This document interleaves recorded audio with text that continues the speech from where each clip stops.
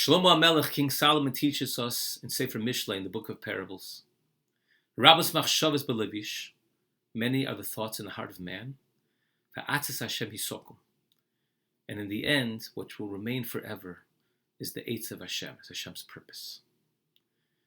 Understanding this pasuk can give us a great chizuk for betochen, can really strengthen our trust in Hashem. Let's break the pasuk down. Rabbos machshavos belevish, many are the thoughts in the heart of man. As we all know, we go through the day with many thoughts. Many of those thoughts are confined to our own lives. Others impact those around us. And there are those who their thoughts can really have an effect on hundreds and thousands, millions, tens of millions, hundreds of millions of people. Those are political leaders, those in the world of economy, those in academia, those are influencers. Their thoughts can impact and change people's lives. But ultimately, they're their thoughts. They're only thoughts. And where do they come from? Shlomo HaMelech tells us, belev ish, they're a person's heart. Contrary to what it may seem, that even though the thought is in my mind, but the source, the foundation of the thought is in my heart. It's ultimately what I want. It's what I perceive. It's my agenda. It's what I'm interested in doing. And they become thoughts and make an impact. When we look at the situation around us today, we see thoughts that are wreaking havoc in the world. In an economic sense, in a social sense, in a political sense. And those thoughts and the impact that they're having can cause us fear, can cause us concern. We don't know where it's all going. How are things going to get better? It's very understandable to have this type of a feeling. But we need to understand the end of the pasuk. Va'atzis Hashem yisokum.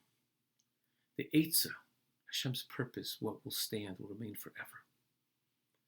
And we might ask ourselves, if Hashem's purpose is to bring the geula, to bring the final redemption, how's it going to happen? We can't see it. We don't see it developing. We don't see it happening. How's it going to happen? And I think perhaps a mashal, a metaphor to understand exactly how it's going to happen, is the following. Could be that there are those amongst you who have played chess against the computer. And when they first instituted that, there were many people who could still beat the computer at chess. But as the algorithm became perfected, it became more difficult, and many people could only make a draw with the computer. Today, with AI, with artificial intelligence, it's very hard to believe that now or soon anybody can beat the computer. Why? Because that algorithm is programmed that every move that I make is calculated how to make a counter move that the computer is going to beat me at the game. It doesn't know in advance the move I'm going to make, but it knows how to react because the algorithm has been perfected. Well, Hashem is more brilliant than the AI. And every move that's made in the world, even though it seems to be going against his ultimate purpose, goes to be going backwards or to the side, but certainly not in the direction, it doesn't matter. Because the same way the computer can take any move I make on the chessboard and turn it into a victory for him, Hashem can take anything that goes on in this world, which is a product of a machshava, which is a product of a machshava belev ish. It can take that thought and turn it in the direction to make it atzis Hashem yisokum. So therefore, if we can focus on this, atzis Hashem yisokum, and not be focused so much on the rabbos machshavos belevish, on the thoughts and the product of those thoughts that we see around us, even though they're there and we have to deal with them. We can't ignore them.